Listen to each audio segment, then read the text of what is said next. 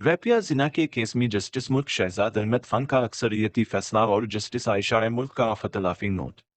Supreme court में मोहम्मद इमरान बनाम रियासत पाकिस्तान फैसला सुनाया गया जिसमें जस्टिस मुल्क शहजाद अहमद खान ने अक्सरियती फैसला तहरीर किया और जस्टिस जमाल खान मनदुफिन ने उसकी तायद की है कि मुल्जिम मोहम्मद इमरान पर रैप का जुर्म साबित नहीं हुआ जबकि जिना का जुर्म साबित होता है, इसलिए सजा को 10 साल कैद से कम करके 5 साल कर दिया गया।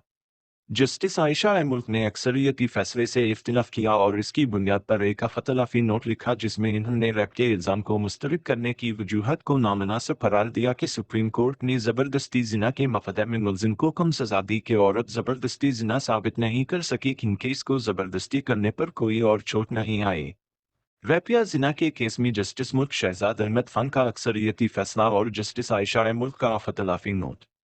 सुप्रीम कोर्ट में मोहम्मद इमरान बनाम रियासत पाकिस्तान फैसला सुनाया गया जिसमें जस्टिस मुल्क शहजाद अहमद खान ने अक्सरियती फैसला तहरीर किया और जस्टिस जमाल खान मनदुफिन ने उसकी तायद की है कि मुल्जिम मोहम्मद इमरान पर रैप का जुर्म साबित नहीं हुआ जबकि जिना का जुर्म साबित होता है, इसलिए सजा को 10 साल कैद से कम करके 5 साल कर दिया गया।